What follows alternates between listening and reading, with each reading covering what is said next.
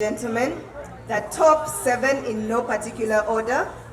The first one to make the top 7. Number 1 to the top 7 is Natasha Nyonyozi. And to make it to the top 7 tonight,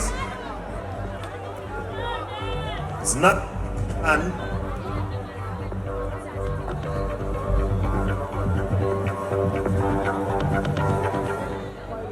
Surya woman. Next up on the top 7 list is Letaru Priska Queen. Congratulations. On the top 7 of Miss Uganda 2024-25.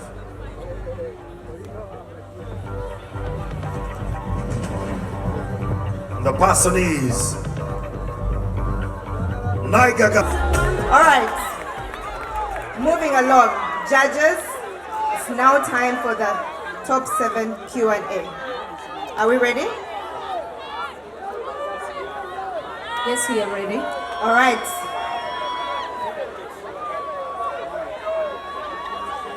I'll ask contestant number 22.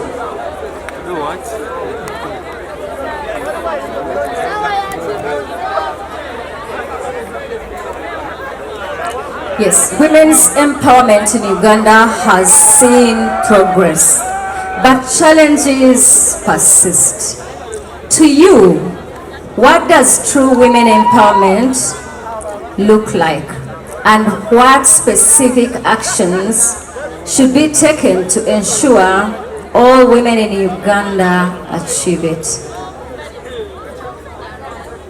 To me, women empowerment is encouraging women to take up space in leadership and also in workspaces.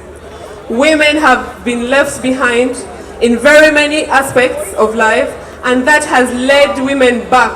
And that takes me back to my dream project, an initiative that I created after I lost my mother to empower women through skilling and sustainable education. And that has been a success in Nachifuma district and also in Butambala district where I come from. And to me, that is women empowerment and true Ugandan beauty. Thank you very much.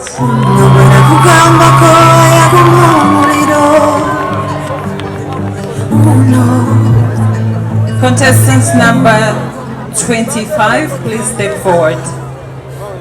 So all contestants will stay on the line and they will answer from where they are in the interest of time. Thank you.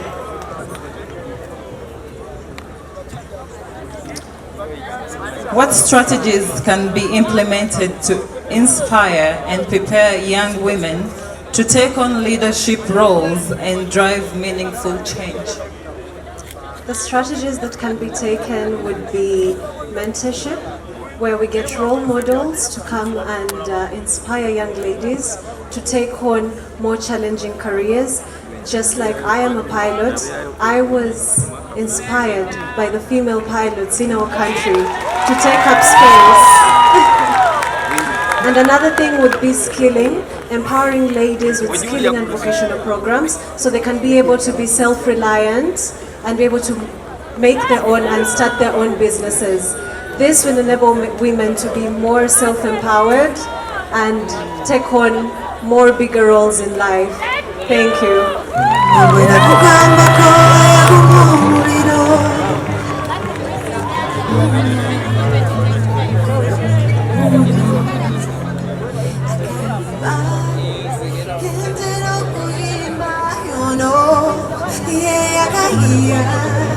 Contestant number 9.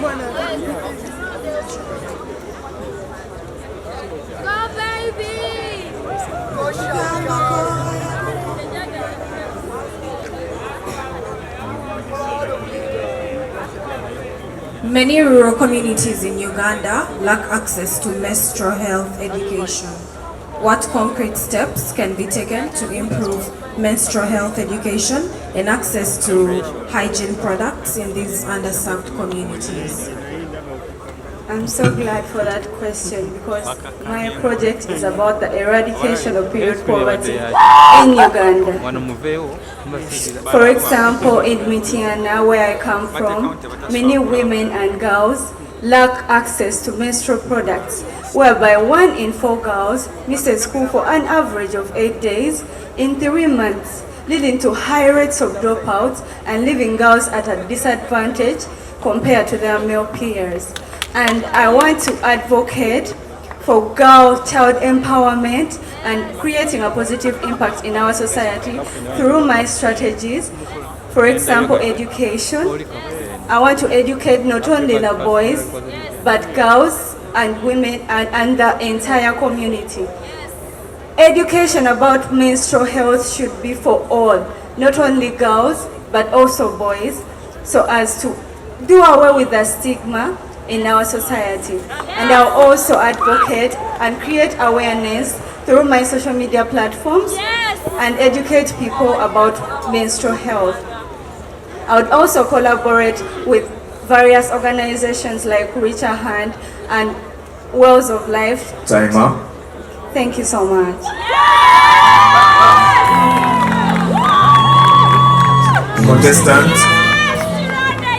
Contestant number 4. As Miss Uganda, you will have the platform to advocate for a cause. What specific cause are you passionate about, and what actionable steps would you take to promote and address this cause throughout your tenure? My cause is advocacy for children, especially, more so those with autism. I chose this cause because my little brother Nathaniel was diagnosed with autism at the age of 4, and it hurts my heart to see people discriminate him, especially when we go out to society. There's a lot of stigma. But with children like this, I believe every child is a blessing from God and they should be accepted just as they are. I would continue to promote this cause through my social media platforms, which I have done previously. I would also work hand in hand with autism organizations and with the government as well to make laws that would empower them and favor them in the society.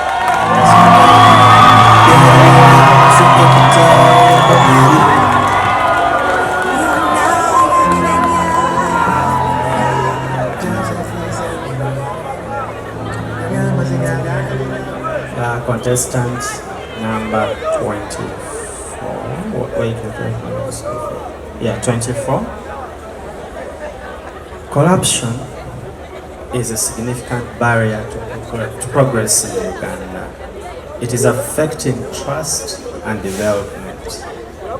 What are the most effective measures we could adopt as a country, but also as individuals, to combat corruption and foster a culture of transparency and accountability?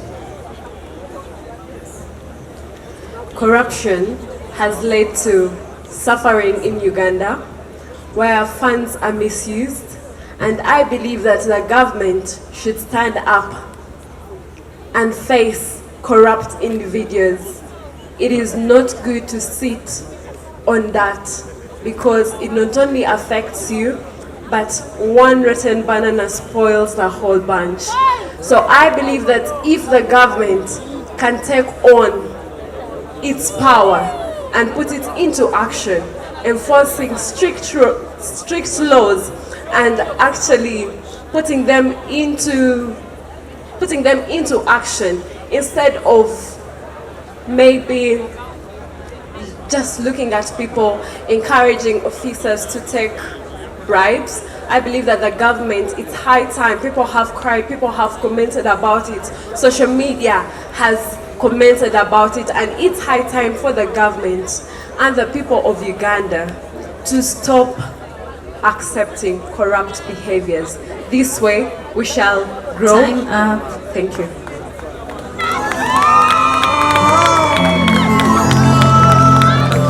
Thank you. Number 17.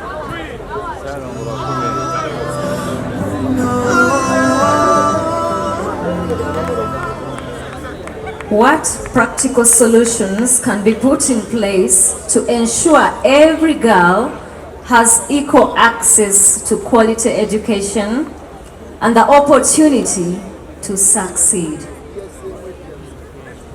I'm grateful for your question.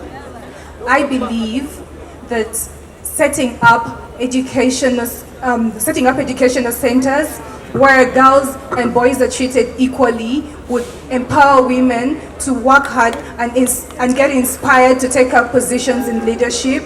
I also believe that mentoring young girls would also inspire them by telling them advantages of education. They are empowered and they stay positive to education, hence very important people in future.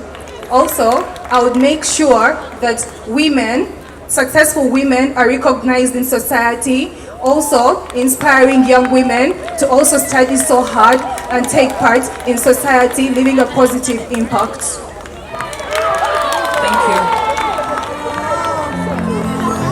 The final contestant, number 60.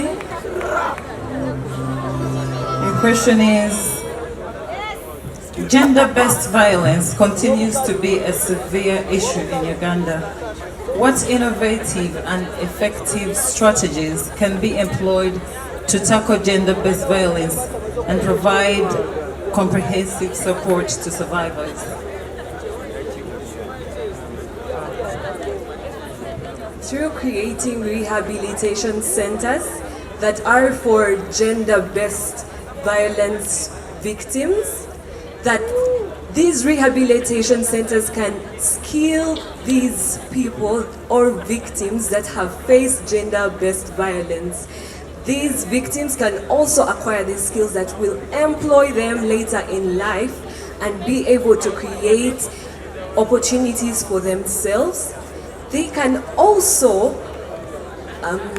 create innovative spaces like Design Hub, which can teach mobile app creating so that these people can have a safe space to be able to respect each other and also spread positivity through social media and spread positive quotes using these apps. Thank you.